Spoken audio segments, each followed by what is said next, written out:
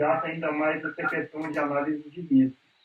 Então, foi em função desse contexto de pandemia, de emergência, de atendimento a pacientes infectados e tratamento, e também em função do estudo e da intenção de desenvolver ainda mais esse olhar clínico de análise de ambiente, de prevenção contra N tipos de agentes e riscos, e desenvolvi esse projeto. E venho desenvolvendo e continuo estudando aí a respeito.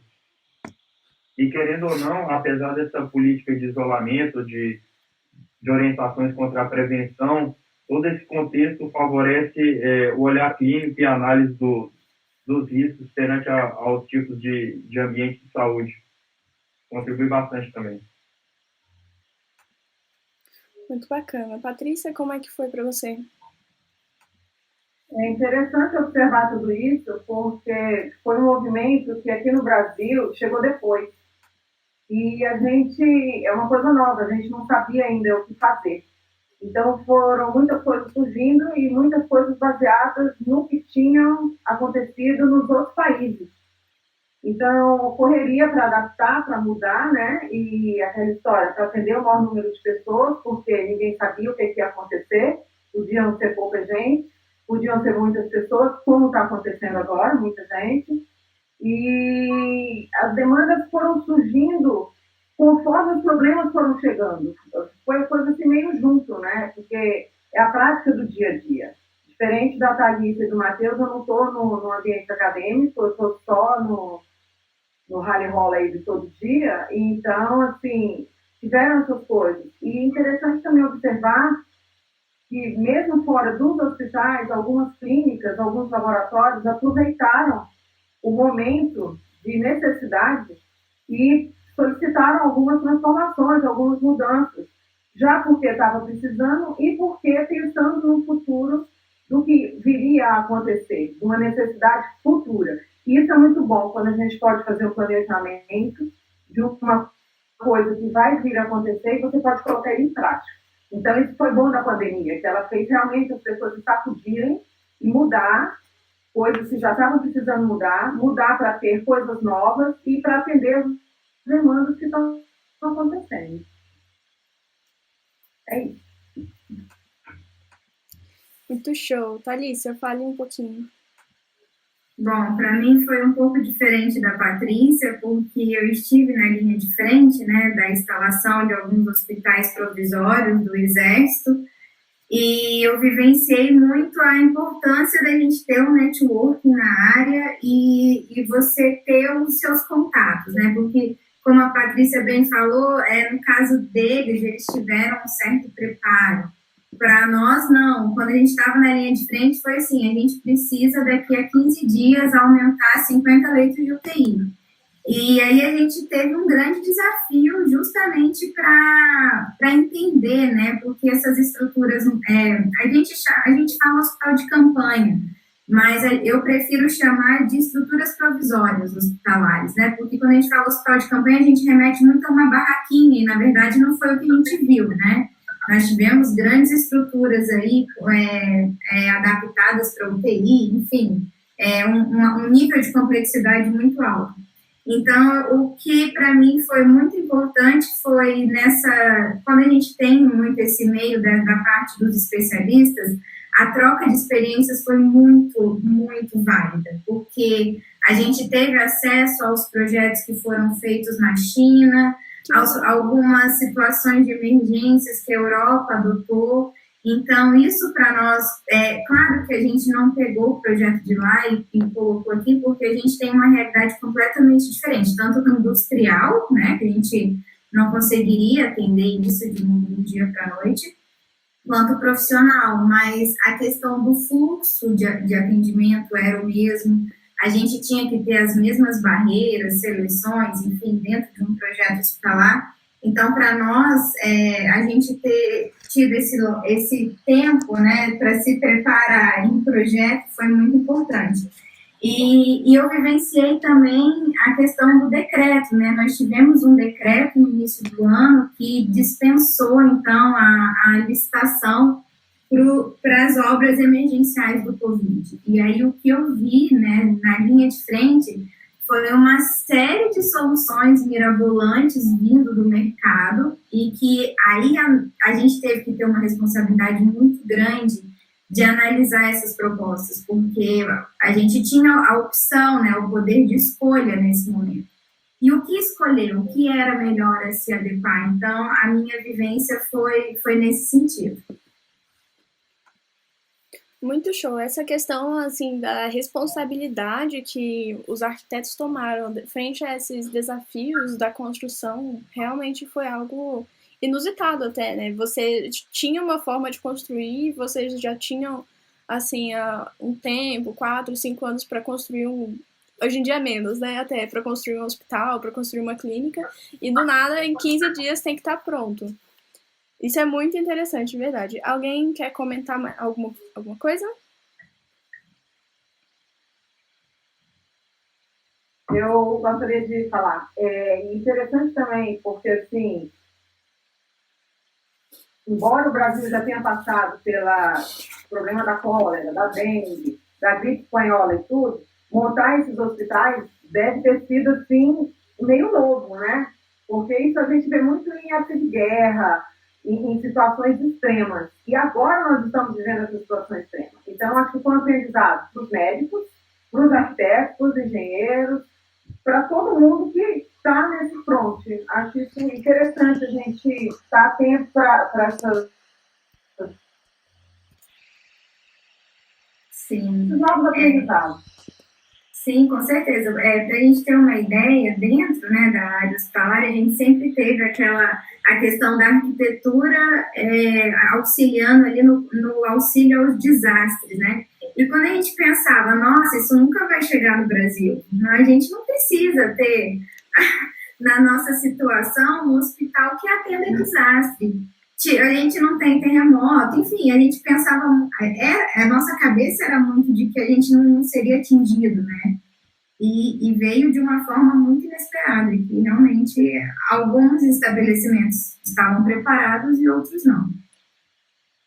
Só fazendo um comentário aí também, Thalissa, como você comentou nessa questão da definição de hospitais de campanha, que remete a algo mais simples, sem seguir critérios e padrões, eu estava lendo um artigo acadêmico, inclusive de uma universidade de Brasília, e ela faz um apanhado histórico referente aos hospitais de campanha do Exército, inclusive, naquelas estruturas modulares. Daí tem, desde a fase de deslocamento dos containers, né, de toda a configuração interna, referente ao laboratório, análise clínica, container destinado a procedimento cirúrgico, estocamento de material de proteção individual, estocamento de N materiais também, e dentro desse contexto, essa definição de hospital de campanha, visando a mobilidade e atendimento a áreas precárias, é completamente distinta desses hospitais ditos de campanha que foram instalados nos estados agora.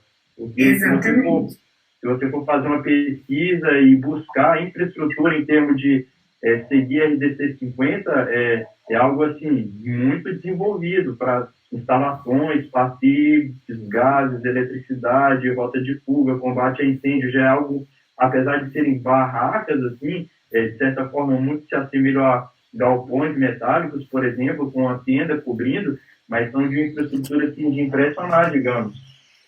Exatamente. E o Exército, quando a gente fala em hospital de campanha, né, quando a gente pensa na ideia, não é só exatamente essa estrutura. Ele tem uma estrutura logística para isso, né? Então ele tem a força que a gente fala. Então ele tem a questão da alimentação, uma série de coisas que envolvem o funcionamento do hospital e que é completamente diferente de uma estrutura provisória de uma Secretaria Municipal de Saúde, por exemplo. Então esse é o diferencial. Pois é, muito bacana. E assim, foi justamente essa diferença que foi foi o grande PEG do momento, né? E aí, nesse caso, quais foram os principais desdobramentos que vocês precisaram fazer nos seus projetos para compreender os requisitos da OMS nesse momento? O que mais mudou? Se quiser começar, Matheus. Então, em relação a isso, uma vez que você lidar com esse assunto, você participa de lives, palestras, você conversa com especialistas, cada um na sua referida área de atuação ali, você vai você tem a oportunidade de entrar num ambiente desse, nessa altura do campeonato, ver o funcionamento, ver o atendimento, como que tudo está funcionando, você faz tem uma discrepância entre um hospital privado, com toda a infraestrutura em termos de instalações, setorização, UTI, como que o paciente é encaminhado para aquele ambiente, os corredores, corredor limpo, corredor sujo, até também em relação a essa parte de critérios de alimentação, lavanderia, descarte de resíduos, é muito diferente em relação à infraestrutura física e todo esse contexto de um hospital público. Então, indo por essa questão de hospitais de campanha agora que foram adaptados, não tem nem comparação quanto a um hospital público, considerando esse contexto todo e também resoluções, normas técnicas e diretrizes, por exemplo. Então, o que eu tenho percebido no momento, quanto a cumprimento e diretrizes de OMS, por exemplo, o atendimento a um grande número de pacientes, que o hospital tem que estar adaptado a receber essa grande demanda, muitas vezes indo além da capacidade de estrutura física e capacidade de recursos que o hospital tenha. Por exemplo, a própria máscara. Hoje em dia, se você for ver, assim, tudo bem, é falta de orientação, mas você vê pessoas usando máscara como se fosse um adereço de moda. Mas, na verdade, a máscara, no momento, é um intuito, a máscara realmente adequada à situação atual seria a antiviral, N95 com classificação de filtro PFF2, né? Não tendo essa, o governo, o estabelecimento de saúde não tem condição de fornecer essa. Então, a que mais se adequa a isso aí seria a cirúrgica, mas nem a cirúrgica tem atualmente, é difícil de encontrá-la. Esse é um ponto, né, de dificuldade de adaptação, da questão desse equipamento de proteção individual básico, no caso.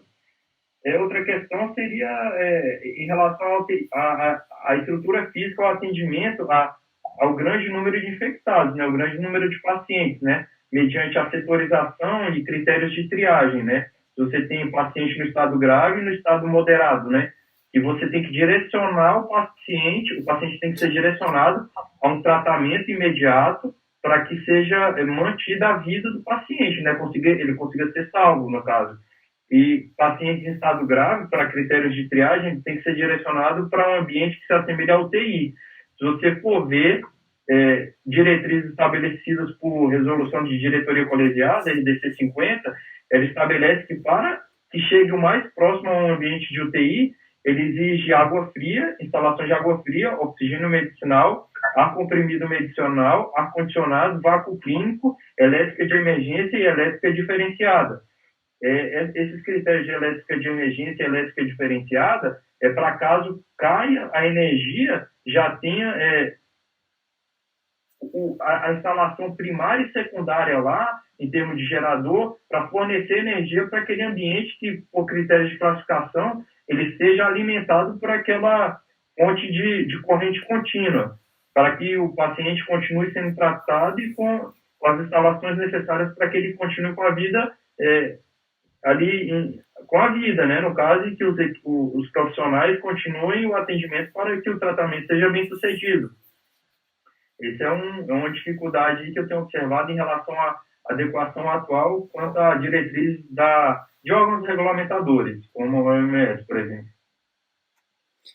Sim, e é muito interessante também porque essas diretrizes foram boa parte dos medos das pessoas quando começaram a fazer os hospitais de campanhas em estádios, em hotéis e outros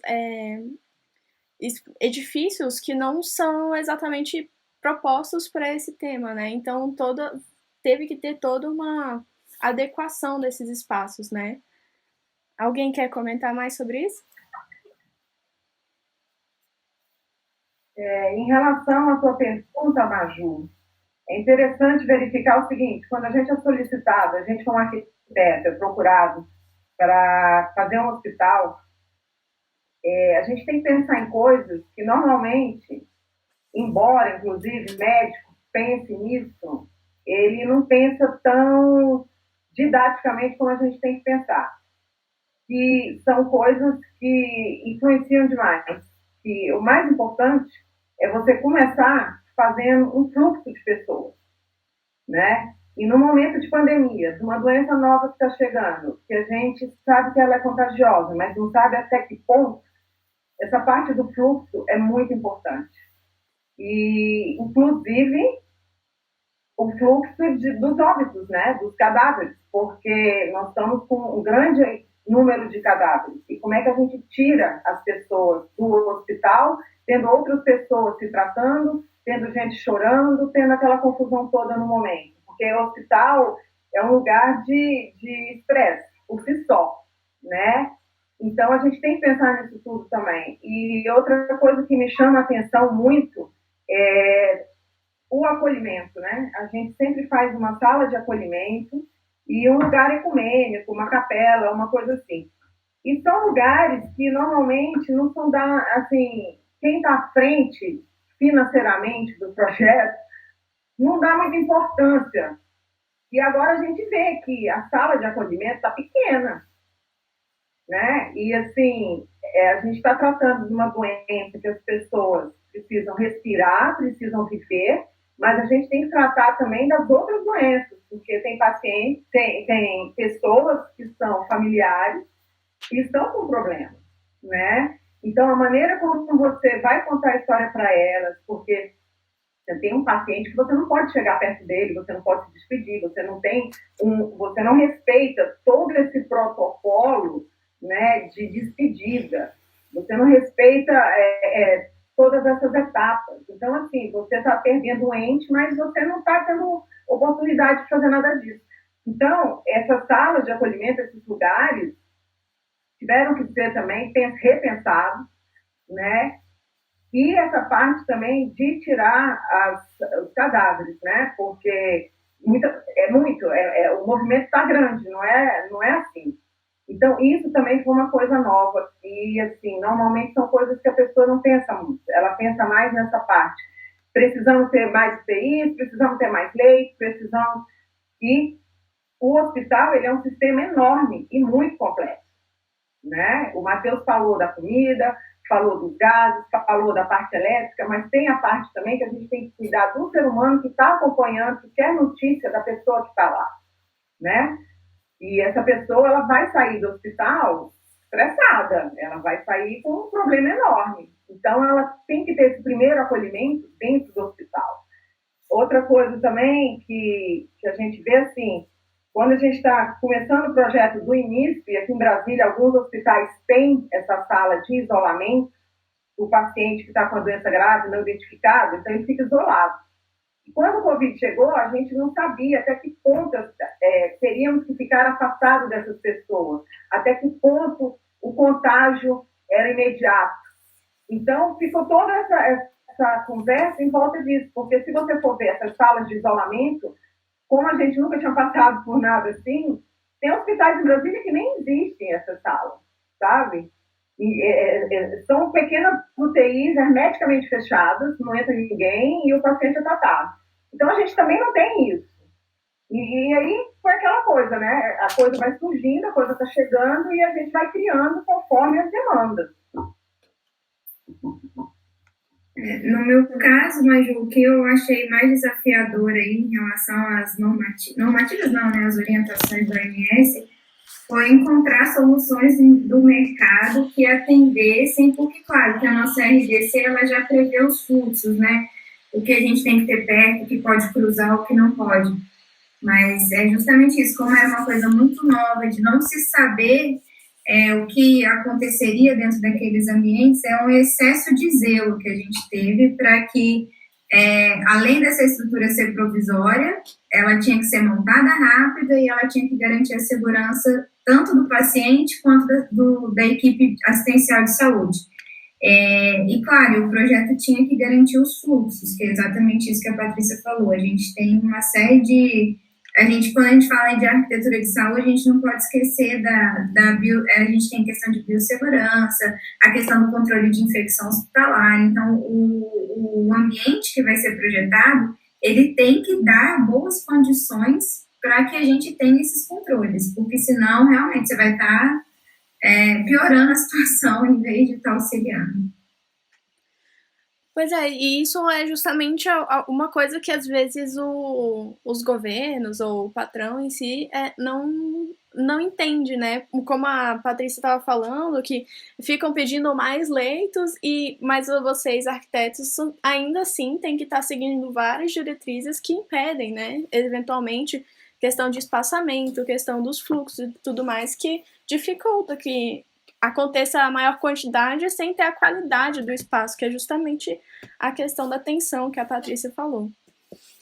Então, nesse caso, eu acho que vocês já viram que eu pulei algumas perguntas já, né? Nesse caso, então, o que vocês pensam que a arquitetura da saúde, das infraestruturas da saúde vão ser daqui para frente, né? Porque, assim como a Patrícia estava falando, eu estava pensando aqui que tem alguns hospitais que são bem pensados nessa questão do estresse da pessoa, dos fluxos de vento lá dentro, como, por exemplo, o SAR aqui do Lago Norte, ou outros mundialmente famosos por isso, né? Então, como é que vocês acham que vai ser?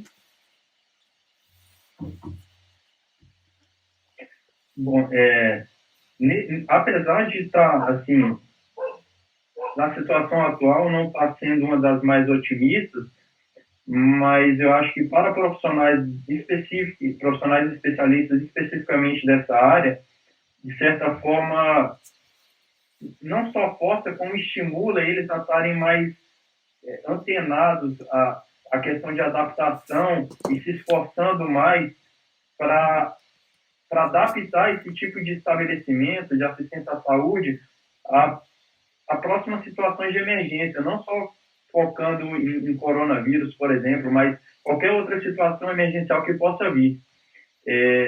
Como a Patrícia falou, eu mencionei alguns aspectos de instalações, facilities, que são cruciais para esse momento e situações futuras que possam vir a calhar, mas essa questão do descarte na verdade, da acomodação de cadáveres, por exemplo, como teve um caso de um hospital que teve que colocar um container nos fundos, uma situação completamente adaptada, num sistema de refrigeração para que o transporte do IML viesse pegar e dar o devido destino.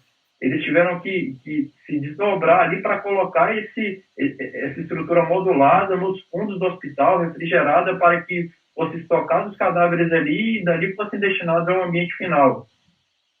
Então, em relação a adaptações, eu diria que no Distrito Federal, no contexto de ventilação, para evitar a concentração de vírus e riscos biológicos, tem hospitais bem projetados, por exemplo, por profissionais e figuras ícones aí da área, por exemplo, o próprio José Silveira, Lelé, em termos de escoamento de fluxo de ar, ele fazia estruturas muito bem pensadas, que o ar fluía por dentro, entrava por um determinado ponto, saía por outro. Isso é completamente benéfico e otimiza, assim, o controle de riscos biológicos num nível, assim, excelente, digamos.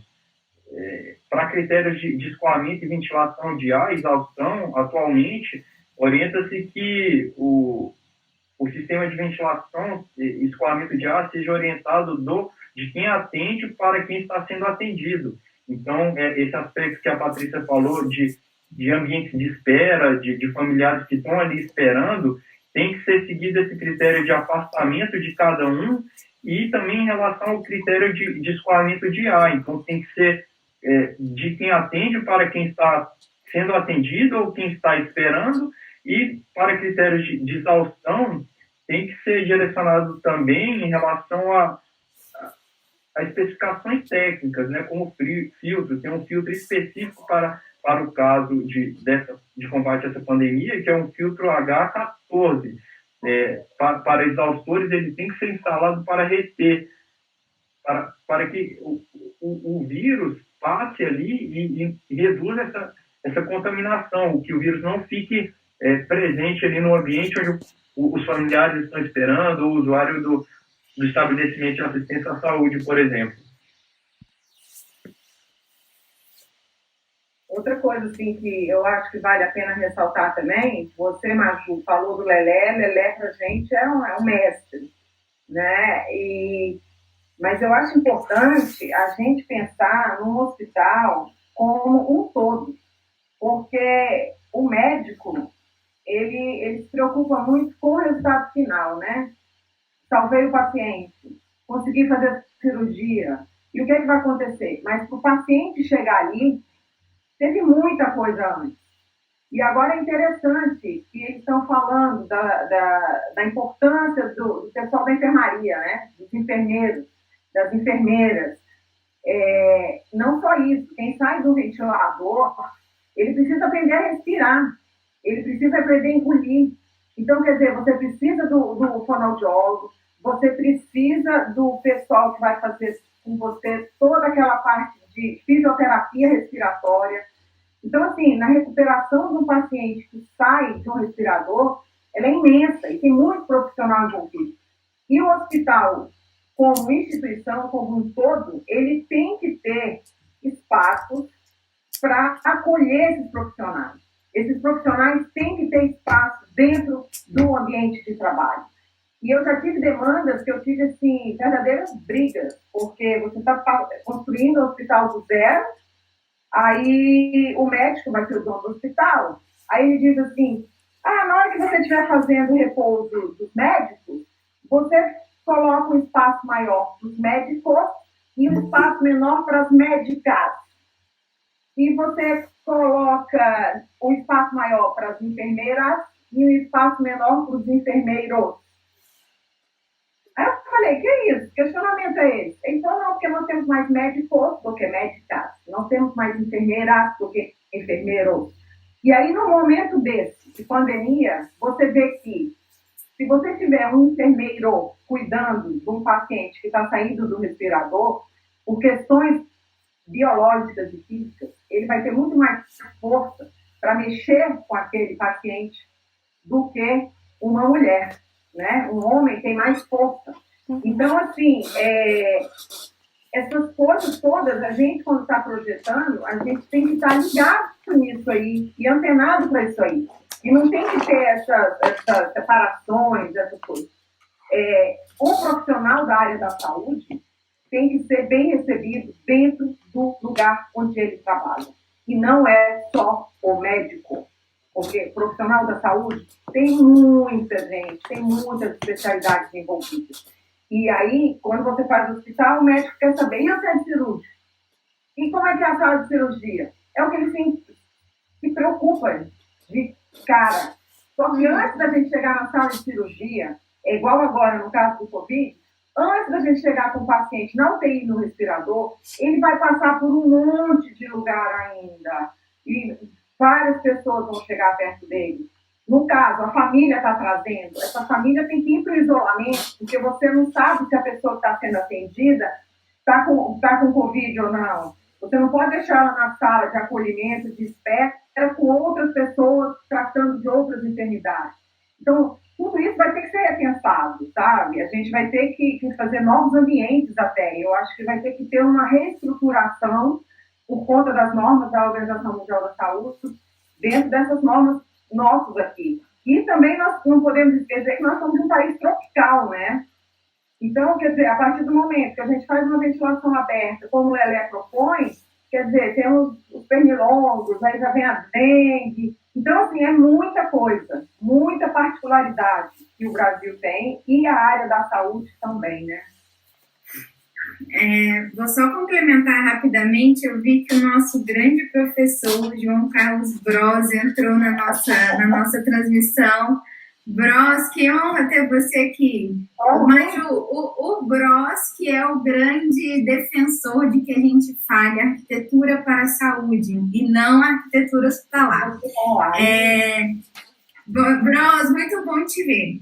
Só complementando o que o Matheus e a Patrícia falaram, eu acho que nesse momento, sempre, para mim, desde quando eu escolhi, né, estudar arquitetura para a saúde, eu sempre entendi esses estabelecimentos de uma importância muito grande, porque a gente lida não só com abrange tudo, né? Desde a prevenção de doenças, desde o tratamento, desde a destinação final, como a Patrícia falou. Então, assim, é um estabelecimento de grande responsabilidade. E eu acho que, para o futuro, o foco maior vai ser exatamente nesses planos de contingência. Então, ou vai ser, vão se chamar desastres, enfim, cada um pode dar o seu nome, mas além da flexibilidade que esses edifícios devem apresentar normalmente, por conta que a tecnologia está sempre mudando, a gente está sempre com mudança de layout, enfim, além dessa edificação ser resiliente para absorver essas novas tecnologias, eu acho que ela vai ter que ser resiliente para essas novas demandas emergenciais. E, por fim, uma coisa que eu acho muito importante que é aquela questão de bater na tecla do cumprimento das normas. A gente tem uma norma RDC de 2002 que, desde lá dos anos 80, quando surgiu a primeira norma hospitalar, nós já vimos uma série de protocolos que já deviam ser seguidos. Então, hoje, um hospital que ele está completamente fora de norma, ele não consegue minimamente ter uma UTI com filtragem do ar absoluta que o coronavírus exige. Então, para quem ainda não era adaptado a essa questão de normativa, agora mais do que nunca essa importância, né? Então, eu queria complementar com isso. Não, realmente isso aí é extremamente importante, e essa questão é justamente o que a Patrícia falou mais cedo, que essa pandemia está fazendo as pessoas prestarem mais atenção nisso e mudar a forma que eles pensam esses espaços, né? E como você falou mais cedo, que uma das coisas que você está achando mais interessante é você poder ter acesso aos projetos da China, aos projetos que estão vindo de outros países também. E tudo isso vai gerar, assim, uma grande gama de conhecimento para poder, eventualmente, até atualizar essa norma que você estava comentando, né? Tudo bem. Mais alguém quer comentar sobre o assunto? Como será? Só uma observação em relação à estruturação das UTIs. Nesse contexto, tem um e-book, que é um plano de combate emergencial, que foi emitido pelo Sírio-Libanês.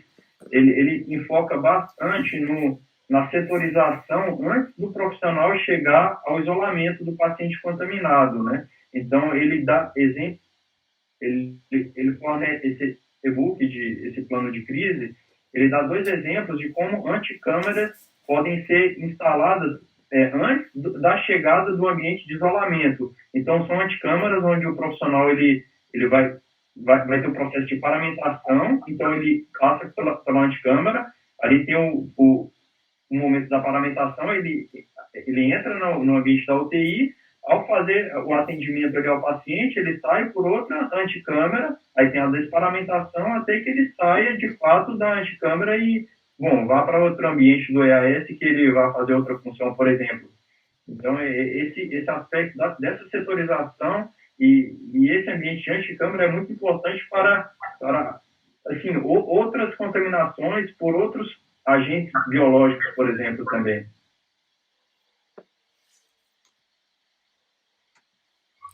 Sim, com certeza. Cada vez mais o projeto vai ficando mais complexo, justamente para pensar essa dificuldade de conter, né? Tudo bem, então a gente está chegando já ao final, que você já tem que sair. Então, como vocês, assim, para finalizar, como vocês estão se sentindo como atuantes nesse momento? Porque é um marco histórico, tecnicamente falando, né? Já que uma pandemia dessa não é algo que ocorre normalmente.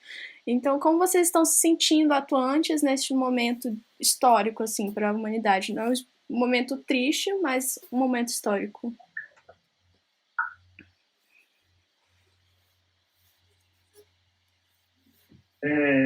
Bem, é mesmo um pouco tenso, né, a situação. Da mesma forma que você está em isolamento, que você tem que seguir uma série de medidas, de orientações, para o profissional que lidar com, está interessado em estar se adaptando, estudando, vendo e se especializando cada vez mais ali na sua área de atuação. Não basta somente ficar estudando, lendo resolução, fazendo relação com norma técnica, NBR, tem que estar vendo aquilo ali também. É um pouco tenso, mas ao mesmo tempo muito gratificante, porque esse momento, ele, como eu mencionei no início, ele estimula e força o profissional a estar buscando, vendo, querendo analisar o que está de regular, o que está de positivo, o que está saindo de positivo de produção nos estados, aí nos hospitais supostamente de campanha que estão sendo feitos, as notícias que estão saindo. Então, ao mesmo tempo que é tenso, é gratificante também estar participando e estar se especializando e se atualizando cada vez mais, interagindo com especialistas nesse momento também. Nas crises que a gente cresce, né? Então, a gente está aprendendo muita coisa, coisas estão dando certo, outras não tanto, mas eu acho que a gente vai ter que se reinventar, né? Está nascendo aí um novo tipo de arquitetura, um novo Brasil, um novo ser humano, né? A gente tem que ficar preocupado em atender o paciente antes dele chegar na crise, antes dele chegar com uma doença grave.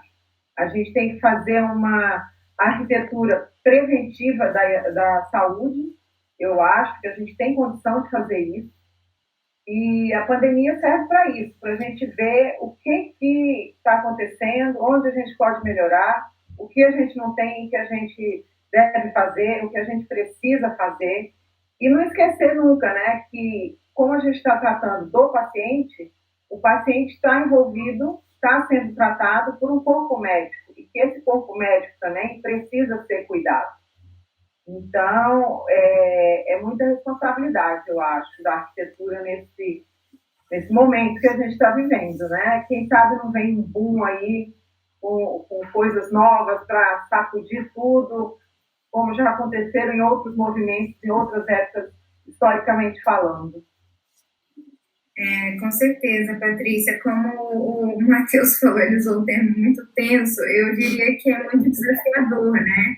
É desafiador e gratificante quando a gente vê que aquilo que a gente projetou realmente está atendendo, porque quem está trabalhando, né, na área, arquiteto, engenheiro, enfim, nesse momento a gente está sendo um ator que aí a nossa responsabilidade é garantir que aqueles fluxos funcionem e que aqueles pacientes tenham segurança dentro daquela estrutura provisória ou dentro de um hospital adaptado. Então, é uma atuação de grande responsabilidade, né? Não é só uma responsabilidade de você projetar, atender a norma, não, você tem que, além de ser uma estrutura emergencial, você tem que fazer boas escolhas para que aquilo, no tempo de vida útil curto, né, que vai ser aquela instalação, mas que ela atenda ao que se prevê, né, do atendimento para esses pacientes. Eu digo o seguinte, que a arquitetura está antes de tudo isso aí, né? Se você projetar um hospital, uma clínica, um laboratório errado, não humanizado, não seguindo as instruções, as normas todas que a gente fica amarrado muitas vezes, e aí a gente quebra a cabeça para solucionar, é aquela coisa, a criança vai chegar no laboratório para tirar um sangue e já vai ficar apavorada na recepção. Então, assim, a arquitetura está aí para tentar abraçar isso de uma maneira amorosa, calorosa, e o que a Thalissa falou, né? Tentando resolver, tentando realmente que faça certo. Porque a gente escuta, quem foi que botou isso aqui? Isso foi ideia do arquiteto. Então, a ideia do arquiteto tem que ser uma ideia geral, que agrade todo mundo. A responsabilidade é muito grande. São muitos aprendizados. E, assim, hoje tem a pandemia, mas antes da pandemia, a gente estava com outras demandas, sabe? Então, assim, sempre existem essas demandas. E o arquiteto tem que estar estudando, adaptando, ouvindo as pessoas. O que você quer? O que você precisa? Né? E inventando soluções, inventando maneiras de resolver que agrade o maior número de pessoas. E atenda também, né, o maior número de pessoas. Exatamente. Muito bom, gente. Então, a professora Eliette recomendou para abrirmos para os convidados. Então, Bros, gostaria de comentar alguma coisa?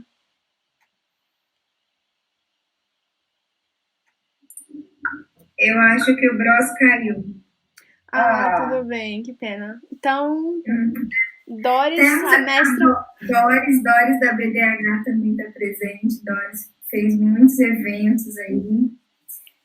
Doris pode fazer bons comentários, Doris, para os meninos graduandos.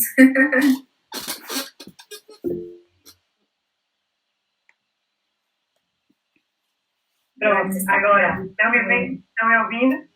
Sim. Pronto.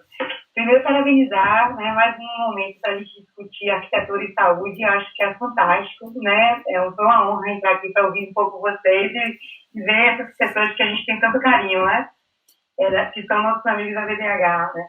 E uma coisa que eu queria, assim, agregar na conversa, que eu achei fantástica, falar de cada um aqui, é que a arquitetura, a saúde, o hospital, ele é um ponto de atenção à saúde numa rede maior dentro da cidade, né?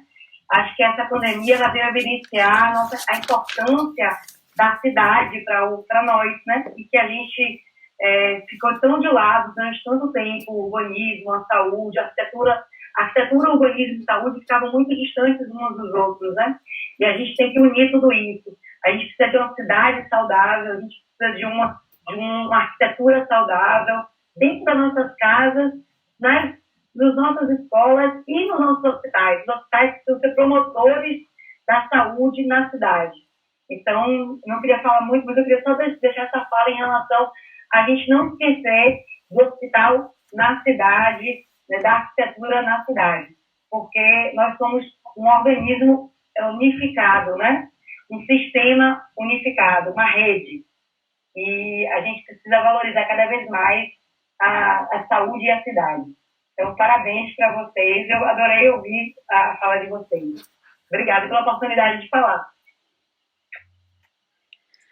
Obrigada por comentar. Foi muito importante realmente isso que você falou da saúde em relação a toda a cidade em si, né? Ela não é só no hospital que a gente tem que se tratar, a gente tem que estar se tratando em todo momento, tanto que eu estava conversando também com a Patrícia mais cedo sobre outras instalações de saúde que também são importantes, como escritórios de psicologia, físico... Como é que é? Outras questões de saúde também, outros ambientes de saúde que são importantes a todo momento, né? E não só isso, o espaço urbano também, ele é extremamente importante. Muitos professores, inclusive, começaram essas discussões em sala de aula sobre como o espaço urbano ou até mesmo o espaço residencial poderia se adaptar a este momento, né? Então, a gente está trabalhando isso bastante agora no semestre. Então, realmente, muito bom. Obrigada. Eliette, o que você gostaria de compartilhar com a gente? Nossa, eu anotei tanta coisa, mas vou falar menos. Olha só, eu só queria comentar que o nosso hospital de apoio aqui da nossa rede, da Secretaria de Saúde, foi inaugurado em 94. Então, inicialmente, ele era um hospital para doentes terminais. Hoje não, tá? Hoje, doentes terminais. E a gente tinha também as crianças lá, né? As crianças hemofílicas, e o diretor do hospital o Dr. Cid, era hemofílico também. Então, esse hospital, ele até hoje, ele é muito humanizado, né? Eu sempre levo os alunos lá para visitar, porque desde essa época, em 94, ele já cuida essa parte de interdisciplinaridade, essa integração, né? entre o arquiteto, entre os engenheiros, médicos, enfermeiros, assistência social. Então, ele sempre trabalhou com essa parte de passar momentos, né, para o paciente, momentos de integração, momentos de divertimento, né, com filmes e tudo. Então, esse é um exemplo que a gente tem aqui do nossa rede de hospital de apoio, né? Projeto de arquitetura também é muito bom, e foi feito pela Janete, né, Freiberg, e eu na parte de instalações, e eu sempre levo os alunos para visitar. E aí, lembrando mais uma vez, né, da dissertação da Thalita, que ela estudou ambiência no Hospital Moinhos de Vento, também, que também é muito bom, né? E a gente tem alguns exemplos de hospitais em São Paulo, né? A Doris também pode até comentar, né? Alguns hospitais que a gente vai visitar nos congressos, né, da BDH, que são, assim, maravilhosos, que a gente fica de boca aberta, né? Que aqui a gente não vê, né? Porque São Paulo é outro país, né? Então, nessa área de saúde, a gente tem muito para visitar, muito para ver, né? E o que o Matheus comentou sobre essa parte de desastres, nos congressos da BDH, que foi em São Paulo, acho que foi em 2012, parece, e Floripa foi em 2014, né? E em Salvador, 2016, nesses congressos a gente já tinha essas palestras de desastres, né? E que a gente falava assim, não, aqui no Brasil nada vai acontecer, não é? Então a gente assistia aquelas palestras, né? Olhava, ok, achava que era coisa assim muito para o futuro, ou que nem iria existir aqui conosco, né? Então, é isso aí que eu tenho que comentar também, além do Lelé, né? Que todo mundo fala do Lelé, mas a gente tem muito profissional, muito arquiteto, muito bom também, né? Complementando junto com o Lelé, né? Nós temos também o da Itália, o Romano Del Nord, né? E ele também humaniza aqueles hospitais lá, que eu até já comentei, né? De Florença, do hospital do ano de 1400, que hoje está assim todo moderno, humanizado, né? Com aquele piano na entrada. Aí a gente vê aquela vegetação toda na frente do hospital, né? Então nós temos vários profissionais aí, que eu também não vou colocar os nomes, né? Mas nós temos muitos aqui, né? Brasileiros e tudo, que trabalham nessa parte toda para melhorar a saúde do paciente, o ambiente, não só do paciente, mas do acompanhante, do usuário, né? Quem trabalha ali, para ele se sentir bem, né? Confortável e sair mais rapidamente, né? Do hospital, né? É só isso. Eu tinha outras coisas, mas não vou comentar mais não. Pronto. Ok, meninas, e dar os parabéns, né? Para meus pupilos aí, maravilhosos, né? Doris, estou aguardando o seu artigo, né? Para a nossa revista, tá? E dar os parabéns para a Maju, para o Cacau, né? Que fez essa conversa aí, né? Foi muito boa. Tá? Maju, gostaria de aproveitar a oportunidade para falar para os alunos do CEUB também, para quem tiver interesse na área da saúde, seguir as nossas redes sociais da BDH, ABDEH. A gente está com um canal no YouTube, a gente está fazendo eventos, encontros virtuais toda semana. As inscrições são gratuitas, é só acompanhar pelo Instagram, tem a nossa agenda.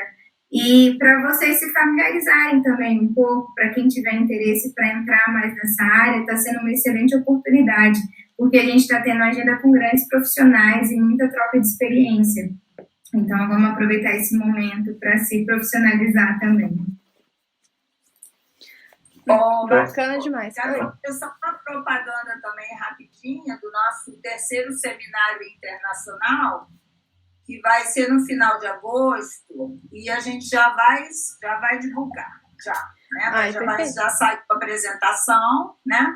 E aí nós vamos ter o tema de clima, essa mudança pelo Covid. Nós vamos ter também, voltado para a área de saúde, vamos ter a palestra do Fábio Bittencourt, que é da BDH. Vamos ter vários palestrantes aí. Como a gente está virtual, a gente pode convidar gente do mundo inteiro. Então, nós convidamos, porque não precisamos pagar, não precisamos de verba, não é? Então, convidamos professor da Holanda, né, de Portugal, da Espanha e aqui do Brasil também, da USP, tudo, da UNB. Então, só para vocês ficarem de olho aí no nosso seminário, que a gente também vai aceitar artigos, tá? Ó, a Dora está perguntando qual vai ser a data do seminário. 24 a 26 de agosto. 24. Beleza. 24 a 26. Vou mandar para vocês depois, tá? Tranquilo. Obrigada, hein? Eu vou entrar em contato com as meninas do marketing do Cacau para a gente fazer essa divulgação, tanto do canal da PDH e do seminário também, tá bom?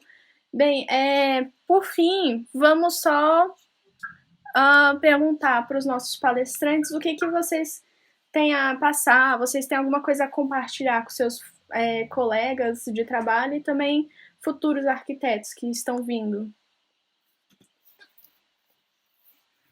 Bom, aproveitando essa sugestão que a Thalissa fez em relação a eventos, busca de conhecimento e busca de informações com o pessoal da própria associação, eu diria que aproveite ao máximo aí essa ementa curricular do CEUB.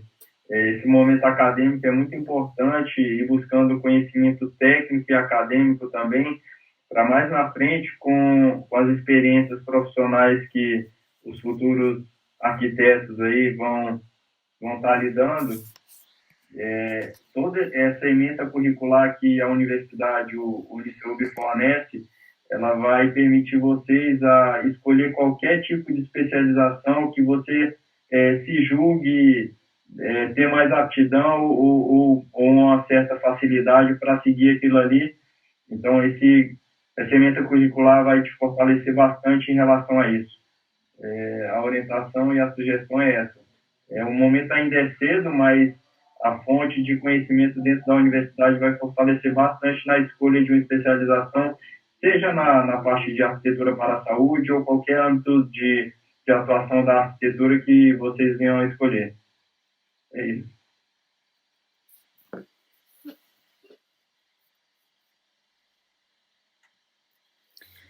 Muito interessante show. Perceber como a arquitetura de saúde chegou na minha vida.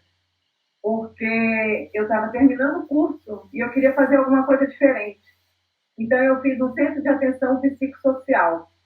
E foi uma escolha, assim, porque eu queria fazer alguma coisa diferente, mas acabou, né, Matheus, virando uma escolha também um pouco emocional. E eu vejo que é uma coisa, foi uma escolha que o Brasil precisa. O Brasil precisa de profissionais na área da saúde. E eu me considero arquiteta e profissional da área da saúde, assim como o enfermeiro, assim como o fisioterapeuta, assim como o engenheiro elétrico que trabalha dentro de um hospital. Então, é importante a gente estar antenado também para os nossos instintos, né? As coisas vão acontecendo e a gente vai sendo levada, e quando a gente vê, nós estamos trabalhando com coisas que nos fazem bem, né? Faz bem fazer o bem. Então, assim, com coisas que nos satisfazem e nos realizam.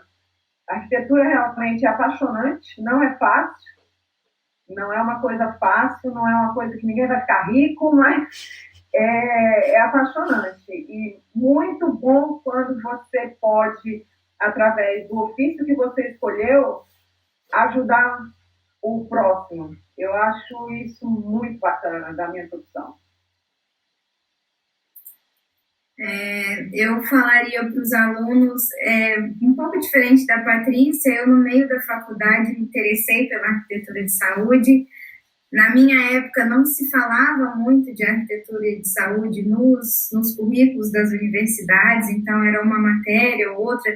Nós tínhamos, ainda temos no CEUB, né, a professora Eliette, que é a nossa referência na área, e que era as nossas portas, né, para sempre estar estudando um pouco dos hospitais e visitar os hospitais que ela sempre projetou. Eu diria para os alunos trazer um pouco do sentimento, né, porque como diz o Flávio Bicalho, a arquitetura da saúde é um bichinho, que quando te pica, você nunca mais vai sair dela. Então, cada um tem uma experiência. A minha experiência veio de uma experiência pessoal dentro de um hospital, e aí, então, eu fui buscar entender o que era um hospital, e na minha diplomação, então, eu fiz um edifício hospitalar também. E depois segui na área.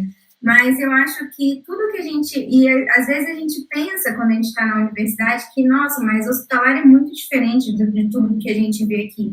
Sim, é diferente, mas tudo aquilo que você está vendo no teu dia a dia, você com certeza vai aplicar em conjunto dentro de um hospital. Porque dentro do hospital você vai pensar na humanização, você vai pensar na instalação, vai pensar na técnica, vai pensar nos fluxos, vai pensar em tecnologia, ou seja, é um apanhado de tudo que é arquitetura, né? Então, eu acho assim que não se assustem com a arquitetura hospitalar, né? Quem tiver curiosidade, vá atrás um pouquinho, porque realmente muito interessante.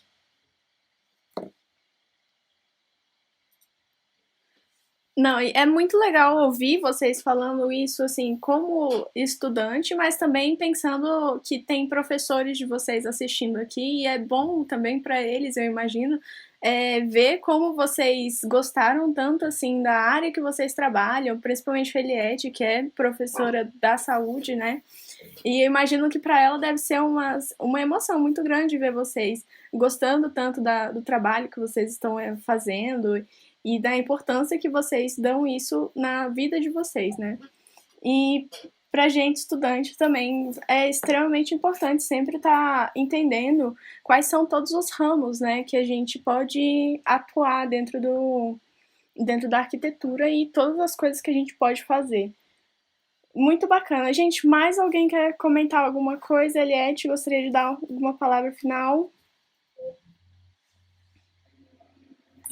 Só quero agradecer a vocês todos, né, essa participação e dizer que eu estou sempre aí, né, o que vocês precisarem, né, a gente dá as mãos para trabalhar pela saúde, tá?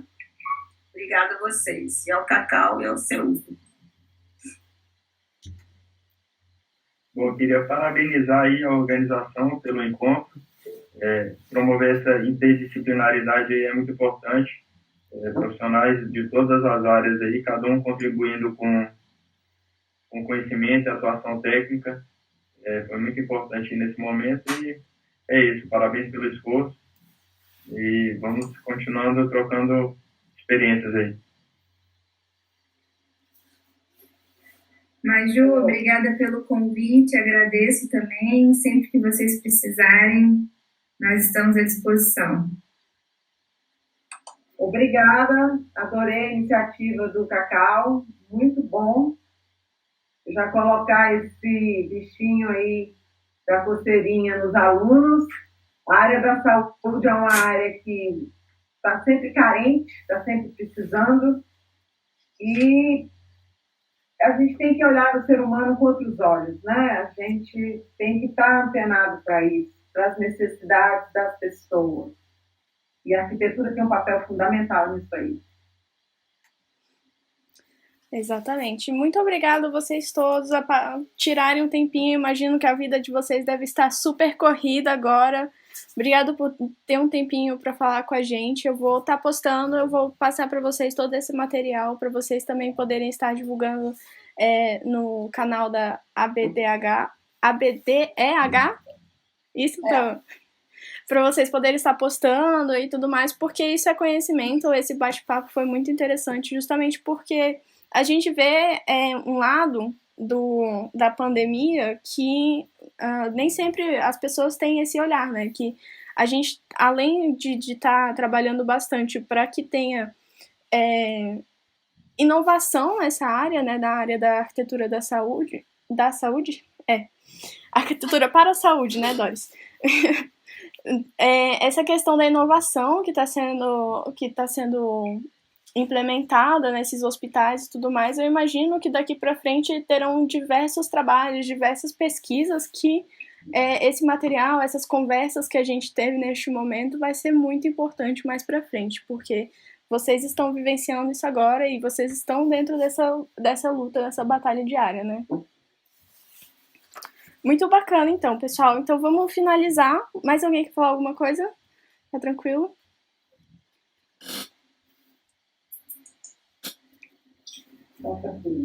Ok.